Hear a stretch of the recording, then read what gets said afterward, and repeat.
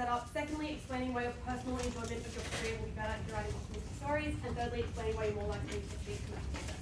First of all, 2 notes on setup. The first thing to say is that in either world, we think this author is likely to be making this choice to write this kind of story. We think they're not being pressured in any particular way.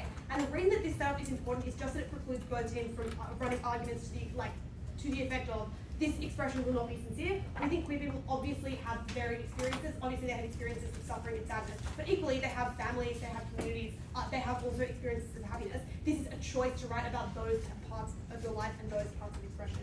Obviously, they also want to write authentically on both sides. That means you are likely to be writing in a way that's authentic. It's just a question of what you choose to emphasize. Secondly, though, obviously we support optimistic narratives, everything that the intro side tells us. But that obviously does not mean that we have to support pretending that suffering doesn't exist. This is just a question of, is the focus we think is happy endings, the focus is the ways in which you triumph over suffering, the focus is the way it is celebratory elements of your community. All of those things are things that we prefer. 2 arguments then. First of all, why do you have more personal enjoyment in your life when you're writing happy stories? The reason why this actor cares is just that this is your career. This is literally what you do 9 to 5 every single day. And we note that when you are an author, when you're doing things like writing a manuscript, that means you have to spend an enormous amount of time on this. You have to spend a huge amount of time with the text that you're writing. And importantly, you have to spend a huge amount of time alone, sitting at your desk thinking about the things that you're writing about. That is something that is, and even when you go to sleep at night, you're still thinking about those things. This is something that is consuming. We would say that your experience of the world is likely to just be far better if you're writing happy stories. People, I think, probably want to be happy, but for specific reasons why you individually are likely to be far happier. The first thing to say is that having to think of sad things all the time is sad, particularly noting what I explained earlier, which is that you're alone. You don't have people that you can talk to about. Often, when you're an author and you're writing things, you cannot talk to other people in your life about what you're writing. You only have your publishers to talk to, and even then, you only meet with them maybe once a month or maybe once every few weeks. You are spending an enormous amount of time alone. In their world, you are spending a huge amount of time thinking about things that are sad, and that makes you unhappy. But secondly, and more importantly, you are a queer author, and these are likely to be your experiences. These are like the kind of queer suffering that this team wants this actor to write about are kinds of suffering that they experience. They're unlikely to have experienced homophobia in their life, but even if their experience of homophobia hasn't been particularly profound, they're aware that they are part of a community where that's a threat. They're aware of things like the AIDS crisis that cause huge amounts of suffering. These are your experiences. This team forces you to sit with them 9 to 5 every day and think about them, and that is sad. Thirdly, though, we think there are commercial incentives in the writing process and commercial incentives as an author that interfere with your catharsis in a way that's bad. And we know that those impact you particularly negatively when it's your trauma. So things like having to rewrite things, having your publisher say to you, no, I do not think this ending is satisfying. No, I do not think that this character is likable. Those experiences are worse when it is your trauma as opposed to elements of celebration. Because your trauma hits harder. Those are things that meaningfully impact the way in which you feel about yourself and how happy you feel. Having an editor, having to feel as though you have to conform to commercial incentives, that experience, obviously that is an experience that makes the experience of writing imperfect on either side, but it is worse when you're overwhelmingly writing about things like your experience of sadness. But fourthly, we would say that you perceive that you are connecting better to your community in a world where you're writing things that are celebratory and writing things that are happy, especially given, as I explained earlier, the volume of queer tragedy that exists, and just your awareness of the amount of suffering that exists in your community. Obviously, like the particular ways in which you interact with your community is secondary, but when you are writing something that is happy, being able to perceive yourself as contributing happiness to people, particularly contributing happiness to people who you are aware of the suffering of, that gives you the perception that you are contributing more. And so as you are writing, you are likely to be happier just for the reason that you think you're going to contribute happiness to someone as opposed to sadness. That makes you happy. For all of those reasons, just your day-to-day life is far, far better on our side. If editors are kind of conservative, as you say, or likely to censor some content, equally surely that is true for like positive depictions of sexual interactions or those sorts of things. Yeah, that's true. Well, this second argument is going to explain why you're more likely to be commercially successful. But, sorry, that mechanism is just to say that, like, the explanation earlier is just to say that, like, you feel better when you feel that you're writing happy things. Even if some things get thwarted, like, you feel better when you're writing happy things. So, second argument then, commercial success. A few reasons why this actor is likely to care about the commercial success of the things that they're writing. 4 reasons. First of all, obviously, being able to be commercially successful and having money just helps you to do other things in your life that make you happy outside of writing. It helps you to self-actualize. That's really important. But second of all, you are like you are queer and you are an author, your professional prospects are likely to be smaller, firstly for the reason of like experiences and things like workplace discrimination, but secondly just for the reason that being an author is hard. Like there is an enormous volume of people who want to be artists and want to be authors, and few professional opportunities. It is particularly important that you focus on and concentrate on things like commercial success. But thirdly, we think commercial success is how you often measure your personal success at something that you're really passionate about. So when you are rewarded with your manuscript being really successful, you feel that you have been more successful, you feel that you're more talented, that's important. But fourthly, obviously being commercially successful opens you up to opportunities, and that's important too. Why are you more commercially successful then? The first thing to say is that we think more people are likely to read optimistic stories just for the reason that people like happy endings. People like to consume art to feel nice things. Art is not something that people are forced to consume, it's something they elect to. Often that is at the end of a really hard day. Often that is when they just want something to relax. Maybe some people like sad things, but on balance, the average person that likes to feel positive emotions, especially when they are opting into an experience they don't have to have, that should suggest to you that most people like happy things, and your work is more likely to be read if it's optimistic, as opposed to things that are really sad. And we know that the kinds of suffering and sadness that impact queer people are quite profound. Things like experiences of the AIDS crisis are awful, experiences of discrimination are really sad. Those are things that people would not elect, are not experiences that people would elect to empathize with. Not empathize with, but would not elect to read about. The second thing to say is that especially from straight people and from people outside of the queer community, they do not relate to that kind of suffering. It is not like cathartic for straight people, to read things that are, for straight people to read about that kind of suffering. They do not get catharsis from that, which suggests to you that if you want commercial success and if you have to campaign to straight people, which obviously you do given our large portion of the population, you're far more likely to be commercially successful when you're not writing about things really sad.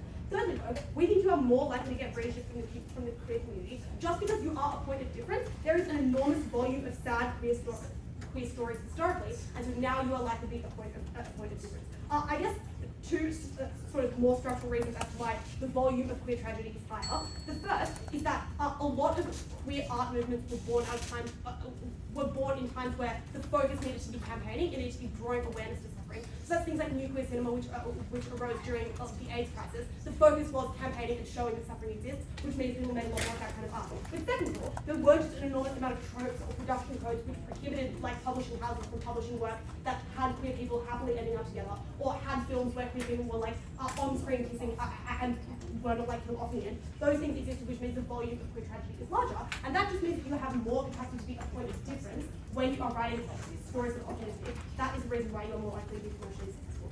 Fourthly, we said the characters in tragedy are less relatable, and that is another reason why you are less likely to get readership from within the queer community or from straight people, and that is just for the reason that tragedy strips characters of agency. Tragedy forces things to happen to a character as opposed to them electing to do things. And that means that those characters have less agency, they are less relatable, and that means that people are far less likely to read those things. Fifthly though, we think publishing houses perceive the audience of queer texts to be predominantly young people, just for the reason that they are more progressive. And young people, as circumstances have gotten better for queer people throughout time, young people have related less to older queer tragedies. That means that your publishing house perceives optimistic stories to be more profitable. For all those reasons, we're totally proud of them.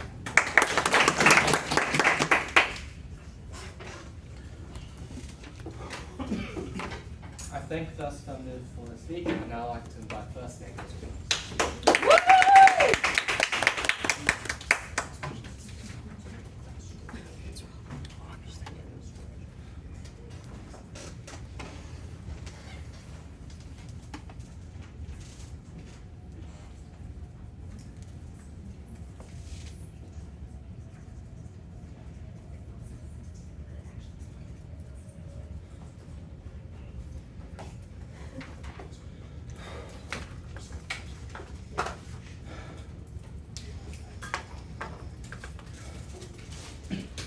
Let's start with setup. We would obviously do the things the info slide says, and we would write sad stories, stories that involve tragedy, stories that involve the true and historical actions that have occurred and continue to occur to queer people through discrimination, through government failures of policy, and through the rampant discrimination that exists in populaces, and those stories we would tell in our books. Second note in setup is about, the queer community. Obviously, some people in the queer community want positive stories, some people in the queer community want these tragic stories. What we note here is that, these stories exist on both sides, but the aspects of optimism for queer communities are visible in places that are outside those texts. Those are things like pride events, so things like other media, things like personal support from families, friends, and communities, etc.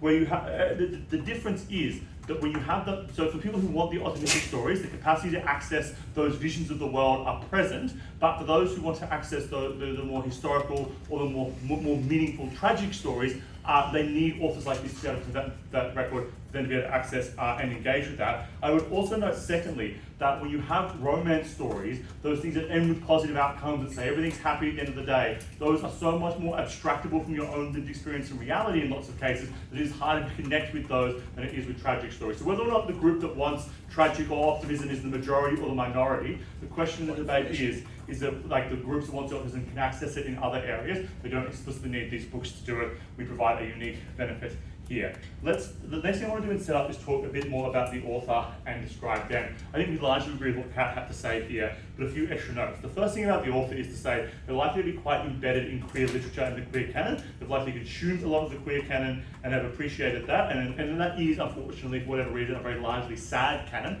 but we have an appreciation and a connection to that, and I think that means that their form of expression is likely to reflect and connect with that history of canon that they have engaged with in writing this. But secondly, because they are writing queer fiction, it means they have an interest in the queer movement and the interest of that community and telling those particular stories and being true and accurate to history that has existed there. The third thing I know is they are a regular writer and have regular writer aspirations. So all of Kat's material on why you want to be commercially successful is non-contentious in this debate. The question is whether or not you get there, and we'll prove later you get there on our side. The last thing I note in this about the author is how the author is likely to write these texts. I think that tragedy is likely to be one that is written meaningfully and one that is written where that tragedy doesn't happen out of nowhere, like in fucking Killing Eve or The 100, where the gay character just dies randomly and it is quite unfulfilling. It's likely to be embedded in the text, so with a purpose in that text and to tell a message. We took to comparisons from like Greg Larson's canon, like Tick Tick Boom or Wrench, where those sort of meaningful, they served a purpose and weren't just there for like shock value of the next time trailer on TV shows. Quickly then, on a bit of exchange flow before the case, being sad is sad was a large part of Kat's speech. The first thing I note is that like being author, while to some extent solitude, is not like you cut yourself off from the rest of the world and live in the forest for a year. You still have family and friends you can talk to about processing those experiences without spoiling the book if you have to. Secondly, you also have the capacity to talk to counsellors and free service lines like that. But thirdly, if the trauma is to the extent that Kat is talking about, that is not something you can just flick off. That's something you probably live with and experience all the time anyway. It's not as if you are living without it on their side. The difference is the capacity to process and deal with that trauma through the expression of writing is particularly beneficial here, and we'll explain that later. The last thing I'd say is to point out what Jess said in the POI. If your publisher's interfering with your book, you're going to be upset as well with interfering with your perfect lovely romance anyway, which is a connection to those characters. That is not really an important part of today's debate. 2 points then in this case. Let's firstly look at why sad stories are good for the author, and this will also respond to a lot of the stuff that Kat says about why your book would likely be successful or not. And I would also note just one bit right at the start, like people love sad stories, like the Holocaust fiction genre is incredibly popular despite that being, I think, universally accepted as a pretty sad event, and people still love consuming more and more books about the Holocaust.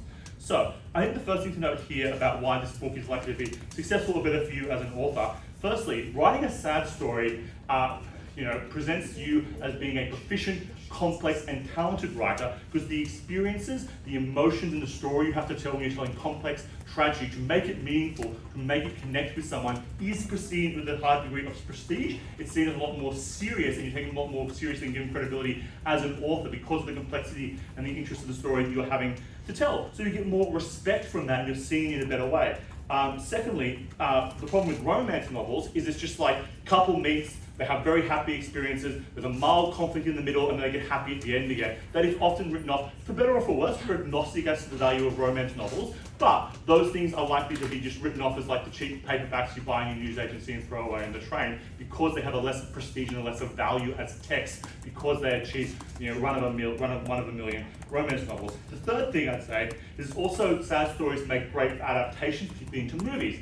Oscar bait loves sad movies. When I came back from Barrie, I went and saw all the Oscar films. Every single fucking one was about suicide, self-harm, or death. People love that shit, and Oscars really eat it up. So they look for popular texts that are around tragedy in order to adapt them. and particularly queer texts that also have a prominence here, things like The Whale being a queer tragic story as well. The third thing I'd note is the ultimate goal of lots of literary critiques is to get yourself in a school or university syllabus and be taught in those schools.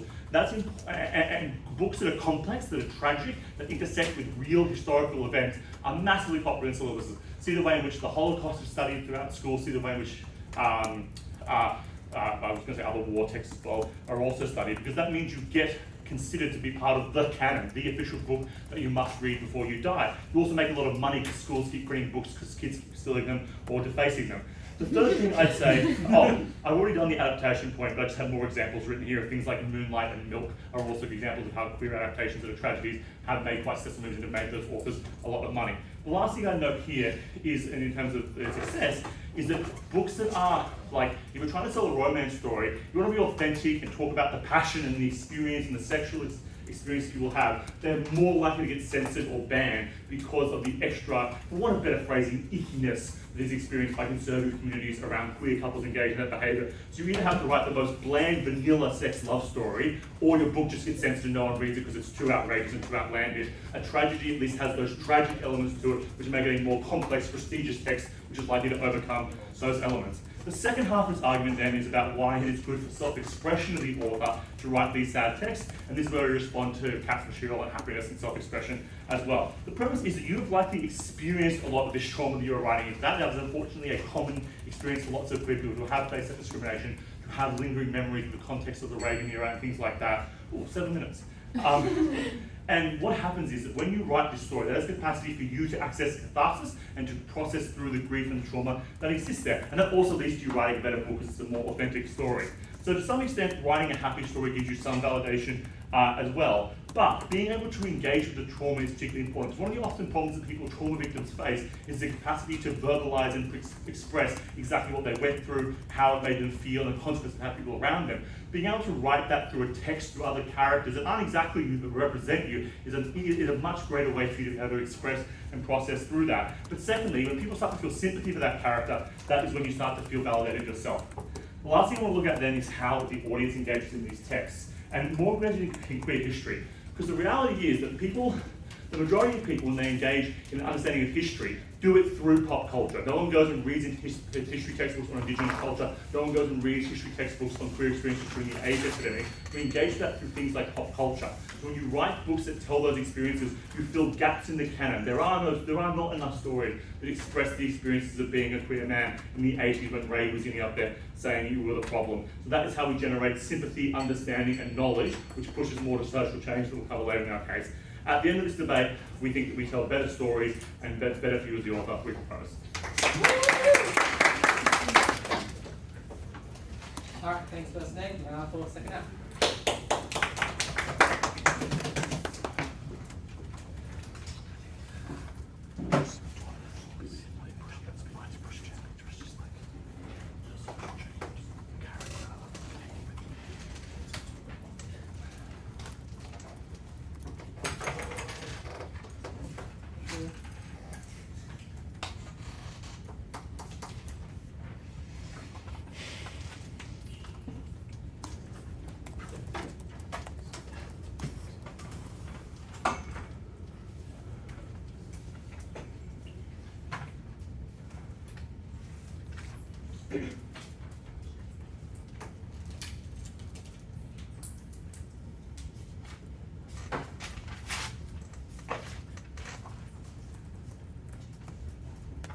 Luckily, this is a fairly thematically simple debate, right? Like, there's two issues. Are you commercially successful, and do you enjoy the process of writing and everything else that comes across them? And whichever team wins on each issue and proves their issue is more important to them, right? So let's just do that. Let's engage with each issue, explain why we beat all of the claims you just heard one by one. It's going to be a very boring speech, but that's what I'm going to do. Firstly, let's talk about commercial success. Kat gives a few reasons. I don't think many of them were specifically engaged with by Rob, beyond providing counter mechanisms that don't go with it. What do we say? We say firstly that more people like happy stuff. Secondly, that straight people are more likely to buy in. And I would note that that deals with this stuff about conservative people, right? Like maybe conservative people critiquing is good for garnering some sort of controversy. But more likely, it just means people don't read it in the first place because they're kind of scared of that tragedy that confronting them. It means people on the margins are less likely to read that book on their side of the house.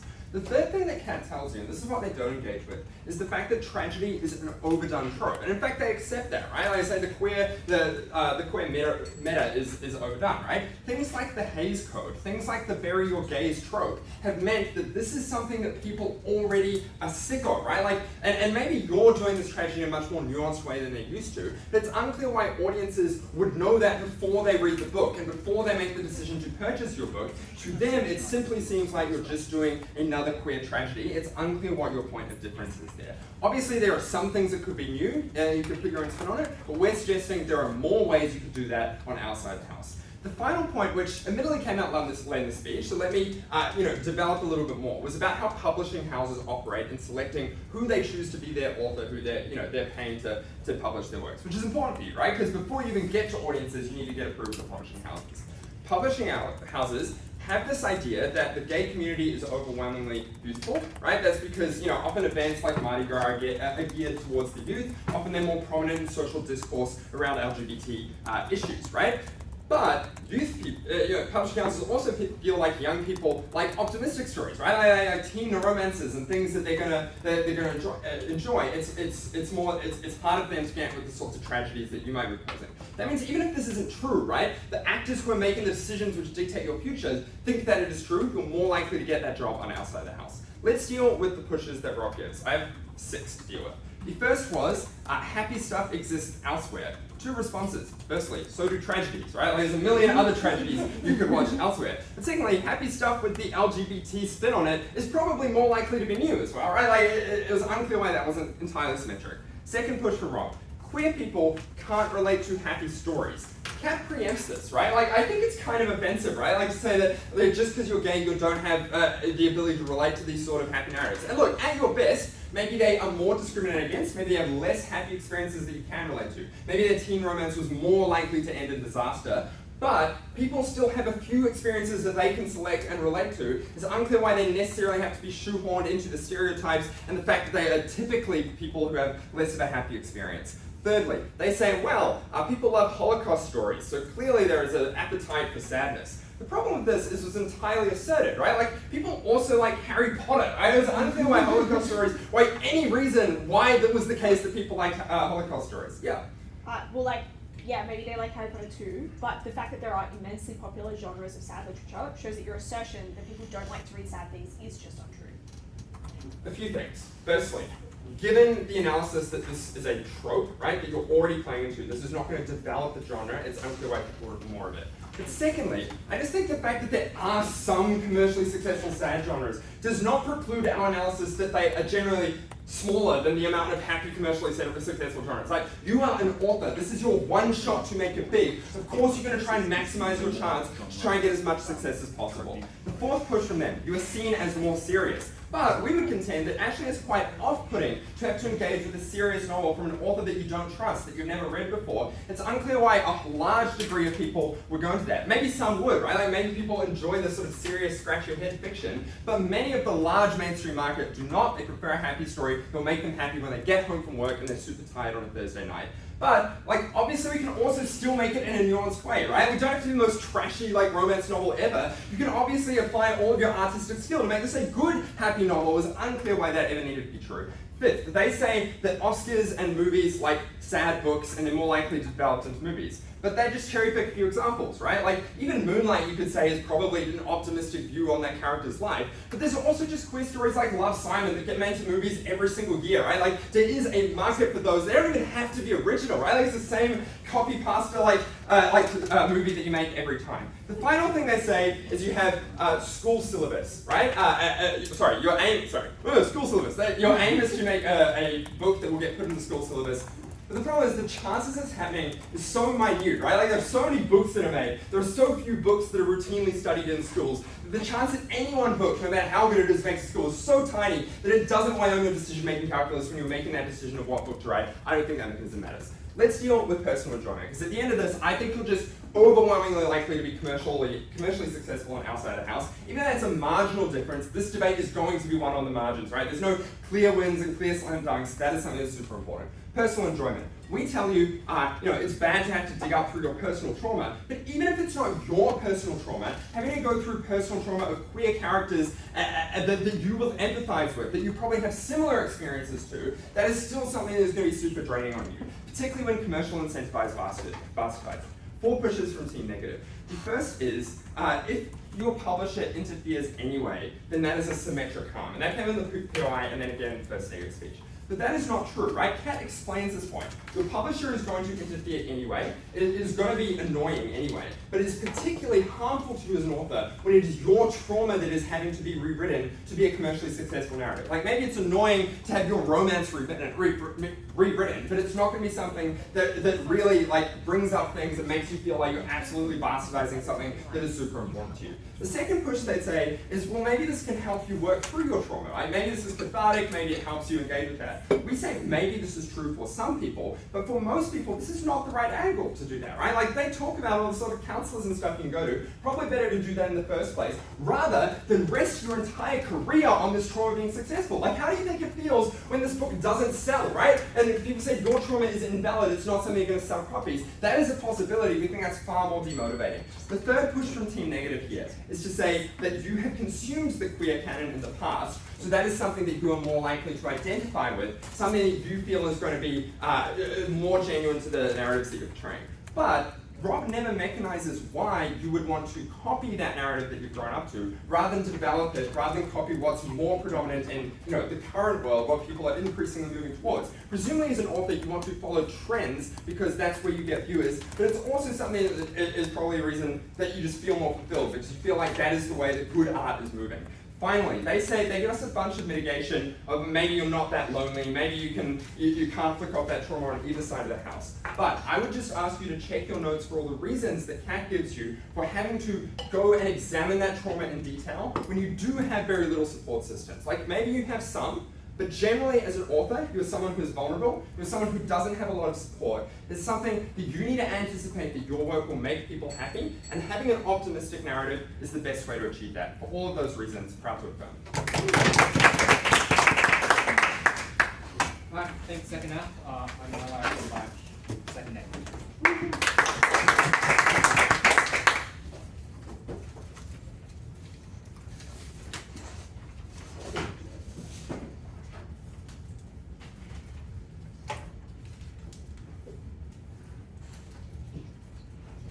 Admits that moments of queer suffering did justify past sad queer texts, for instance, queer new cinema. And it's very unclear to me that we're actually out of the woods. Like, in most of the world, gay people are oppressed. There is currently an immense panic about trans people that is literally leading to people die. The monkeypox medical response was incredibly discriminatory. I literally know people who've been bashed in the last 6 months. I think it's so weird to be like, well, in the past, queer artists' revealed preference was to express their pain through art, but now there's no point doing that anymore. That's no longer a useful form of expression. That form of creativity is no longer cathartic. I don't understand why. I think the very same reasons why that form of expression was good and useful and powerful and made social change in the past remain true. They remain important, and people should continue to engage in them, perhaps in new ways, but I think it is fundamentally a good and important act to do. 3 things then in this speech. Firstly, why is this likely to be politically beneficial, something which I think affirmative entirely neglects to their detriment? Secondly, why is this likely to be personally rewarding, even if it is not a happy experience? And thirdly, why does this lead to career success, which I suspect is the least important issue in this debate? Firstly, on political benefits, as I know, I think this was not really discussed up until this point, but I think it is important. Like, as a queer person, you do care about queer politics because they directly affect you, but also the fact that you're choosing to write queer fiction suggests that you care about queerness in some way. Like, you're not just writing a fantasy novel, you care about expressing something about queerness. So why is it that, I guess, like, the politics of these texts are likely to be better when they are sad? Well, the first thing to say is, I think that they express shared experiences in really powerful ways, ways that create community solidarity. And they might say, like, obviously you might bond also over happy things, but I think, like, some of the things that make relationships good and expressing them complex and interesting is that they're very personal and unique, whereas I think the forms of suffering that queer people experience are incredibly shared. Like, someone who has been hate crime may have, like, literally an identical experience of being hate crime to someone else, and they can form bonds over that, which I think are qualitatively different to forming bonds over having been in love. I think that unique expression of experience is incredibly powerful within the queer community, and I almost think that that's conceded when they talk about queer texts in the past. But secondly, I think producing more and more of those is an incredibly good thing on two levels. Firstly, I think it provides an ongoing opportunity to share empathy and support within the queer community. Like, even if these texts never make it big, I just think it's good to have other queer people validate your experiences and validate your expression of pain. But the second, or I guess like the second level, is to say that I think that this plays an important role in kind of archiving queer histories. Like, the fact is that oppression of queer people is ongoing. It's good to have texts that record that suffering, that mean that it is remembered. Once again, even if these are not commercially successful,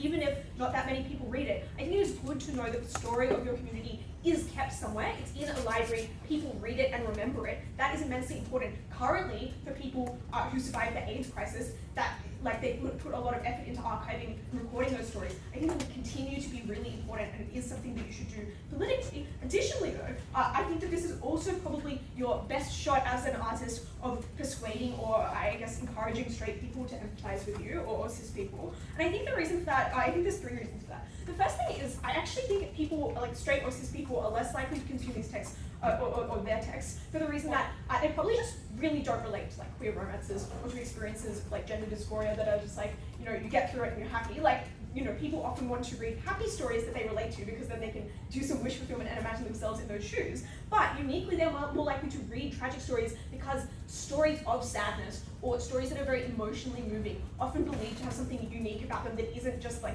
you don't have to relate to them to be moved by them. That's why the stories we tell you about war, lots of people read them even though they haven't been to war, because people view that there's something kind of much more deep and essential about humankind that can be revealed. But additionally, even if the amount of people reading it are the same, I think that this is preferable because these stories can be hugely humanizing. Straight and cis people are rarely invited to empathize with people's suffering. I think, you know, the process of reading a book and consuming a text allows you to put yourself in people's shoes in a way that can be transformative, in a way that can allow people to see the problem and see fixing that problem as more essential. And like, the fact is, those problems still exist. And so I think it's really important that you have texts that draw people into those, that illustrate those. Obviously, like, you probably don't persuade the most homophobic of people, but I think it is important that these harms are like memorialized in literature, that people can understand them and are more likely to empathize with them. I think that that is a really politically and socially beneficial act, something that probably means a lot to you as a queer person. I'll take a point now. This analysis would be great if the motion was that all queer authors should write about this. This is about one person. No, I spent 30 seconds explaining why this one person cares about progressing queer politics. They care about the social usefulness of their texts. This literally doesn't rely on them actually persuading that many people. Like, the reason why you set out to write a text is because you believe you can impact some people. Even if you actually don't, that feeling is still important to you. Like, I just don't understand why it has to be everyone doing it in order for this to be a useful argument. Clearly you care about the politics of your text. Clearly you care about expressing something that you believe is important, even if it doesn't go on to have that much impact. I actually integrated that promotion all the way through that point. Listen.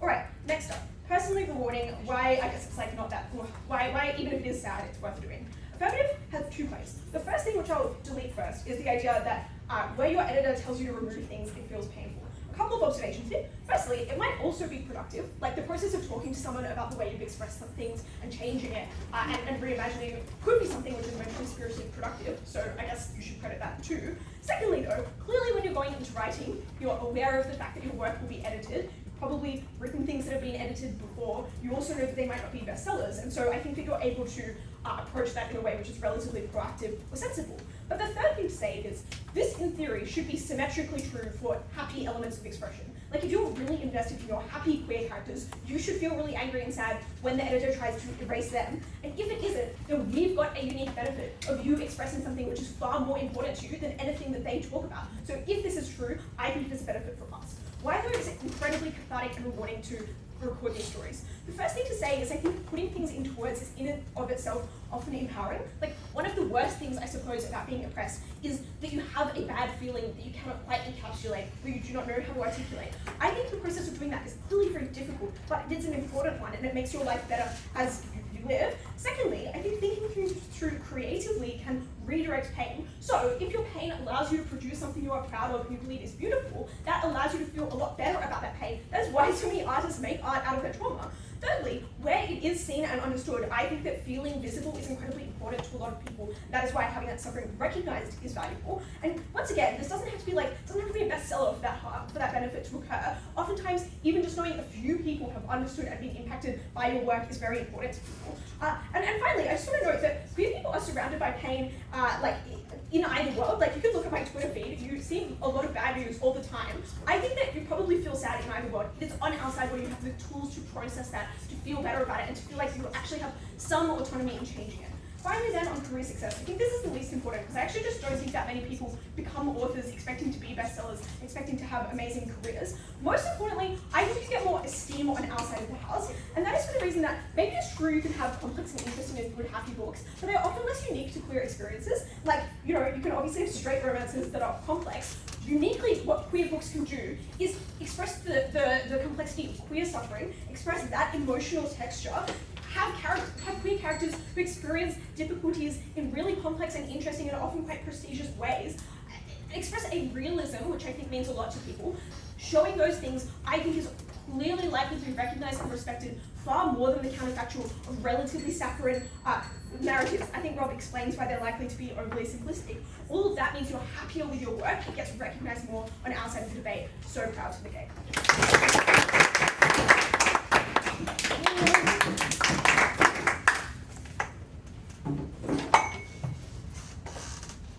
I think the affirmative team has a very warped view of what a tragic queer story looks like. Like, I don't want to make a mockery of it, but they seem to suggest that it's like you get hate crimes, then your mum kicks you out, right after that you break up, like all things in a sequence. Whereas tragic queer stories reflect the experiences of those queer authors. They are likely to be nuanced, they are likely to tell a spectrum, and importantly, the goal, as Jerry puts it, is to make people understand that this is the reality of the lives that these people live, and change needs to happen, and you need to be more sympathetic as a result. I also think, though, there's a reason why we as humans gravitate towards these stories, right? Because I think it's just such an unnuanced view of humans that we're like constantly craving laughter and happiness and nothing else, right? We crave these stories because they feel significant and moving to us. We crave these stories because when we cry after seeing those tragedies, there's a release that comes with it, right? These are things that are ingrained in the human experience, and why just empirically these movies, as we've suggested time and time again through examples, tend to be both widely consumed but also very critically acclaimed. So I just don't think their characterization of people just want to laugh is just not going to win them this debate. So I'm going to look at 3 issues. Firstly, what leads to the best social change, then the impact on the queer community, before looking at the experience of the author both individually, personally, and also professionally. Firstly on social change, and I just want to flag where this kind of interacts with their case. They have a claim which is you feel good because you're inserting happiness in people's lives. I think if we demonstrate that you feel that you're enacting better social change, e.g. less discrimination, this probably outweighs any perception you feel regarding that, right? And we had a very clear and simple claim here, which is that if you depict tragedy in your stories, whether it's through discrimination or lack of legal rights or just social ostracization, you're likely to shine a light on the issues that this community experiences, which is likely to make people reevaluate how we treat these groups in society. And there were 2 mechanisms here. The first was that often literature you consume without necessarily meaning to, right? So you're forced to consume it in a classroom, or for example, it just happens to be in the media and you hear and read lots of articles or your friends talking about it, right? And secondly, you feel sympathy for the character, because often the reason why we can't relate to other humans in real life is because they feel flawed, right? You might blame people for inflicting harm upon themselves, whereas often the way that characters are written in text is that they're written in a way that shows them as being quite heroic or those sorts of things, right? Which means, again, you translate the ills that these people have experienced, and then it makes you outraged to think about those things happening in real life. Which means even if it is a slow process, and I will concede that it's a slow process, one movie is not going to lead to a bill changing the next year, but as we start to internalize those ideas, people become more open to those forms of social change. And Affirmative has 2 responses to this. They say, well, firstly, why do you care that much about this? What's the deal? You obviously do care about this a lot. You're a fucking queer person. Your life is affected by this day in and day out. Your friends and your social circle are probably affected by these issues too. Then they say that you're just one author, you can't enact social change. Firstly, one author and one piece of text can do a great deal of social change if it is significant. But two, as Ellie points out, it's not about actually doing the thing. It's the feeling that you could be contributing to that is part of what you're inserting into your work. And I think this is really significant, again, if you're a queer person, and something that Affirmative Team woefully under-engages with in their case. Before looking at the next issue, yes? People who are suffering need advocacy, but they also need to be told that everything's going to be okay and that things can be happy. We prove to you why the overwhelming majority of the queer canon is sad stories.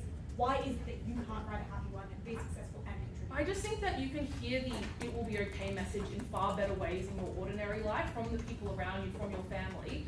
But also, if like the end narrative in the book that you're reading doesn't seem realistic because you have not experienced that yourself, I don't think you're going to be particularly persuaded that then things will be okay. Let's then look at the queer community, because the essence of Affirmative Team's case here boils down to it's overdone, the queer community is sick of it, they want new content, and that new content is positive stories. I have a few things to say here. Firstly, as we point out consistently, this message of everything's fine now, we've dealt with, we've got gay marriage now, guys, it's great, is not the reality in the vast majority of the world. And even in the most progressive countries, there are still issues like rampant transphobia that exists in most states. So this is not like an issue that has just been solved and moved on from. Secondly, a lot of the ways that tragic queer stories have been done historically have been in particularly unnuanced ways, e.g. where the character dies out of nowhere. We think as a queer author, you have a unique capacity to add to the genre in a way that is nuanced. Thirdly, this is more likely to reflect the commonality that the queer community has. So positive things in one's life, like a hobby, are more likely to be things that people have disparate connections to. Like there's no reason why a queer person who likes cricket relates to another queer person who likes basketball, whereas you've probably all been impacted by discrimination to some degree, and therefore I think it is something that uniquely brings the queer community together. And fourthly, as we point out, there are often other sources of positivity, e.g. pride parades, commercial incentives, and it's very difficult to get that queer catharsis through any other medium other than literature. But at the end of the day, perhaps at the risk of reducing everything I just said, because I do think we win this issue, even if you think Affirmative is slightly ahead on what queer people want, I don't think this matters insofar as obviously queer people are not homogenous. Some people want, some people would demand tragic stories, other people would demand, positive stories. There are probably authors on both sides that are going to give them that. So I think what should be more decisive, therefore, in this debate is the social change issue and also the personal issue, as I'm about to explain now. So finally, on the clash around personal issues, I will give you an opportunity for another POI if you'd like one. 3, 2, 1. Okay, no. Okay. Firstly, how do you feel? Because Affirmative's main claim here is that, writing sad makes you sad. But we have a whole suite of responses to this, which I don't think Affirmative Team engage with. The idea that you're not literally writing 9 to 5, you have periods of breaks, you have supports available to you in that process. Secondly, the writing process may in fact be deeply cathartic for you, because maybe you don't have friends and family that you can talk to very, openly about this, but you can convey these feelings in your work, and that is an important release. And thirdly, it feels good to see a positive response come from that, people sympathizing with you, even if, as Ellie points out, you don't get widespread acclaim, it still feels good, for people to relate, even if it's a smaller community. On editor tinkering, I will concede to the Affirmative Team. It probably feels worse to have a sad story tinkered with than a happy story. But the question is, how often does it happen? If it happens less on our side, then that is good. And we think that's more likely for the reason that it probably feels a bit dickish to tinker with a story that comes from a part of your life and has a tragic ending, like the editor being like, you can't tell that tragic part of your life. Or if it's change this sex scene, it probably is something that the editor feels more compelled to do. Finally, on professional benefits, right? They say more people consume, and I just think this is a total assertion.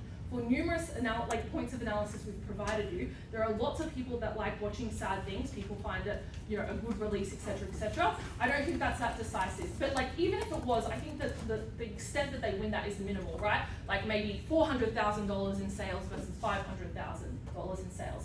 Therefore, you should resolve this issue by professional success. We tell you you're more likely to be critically recognized, put in an education curriculum, win an award when your thing is being seen as serious. Whether this is good or not, it is just an unfortunate reality that things that are Oscar bait, things that tend to be awards, are things that people perceive as more serious and seriousness is often associated with sadness. And as much as they want to try to fight the example war, they have not responded to our underlying structural reason for this point. And for those reasons, very practical points. Alright, thanks everyone for the debate. Please exit the room while we do this.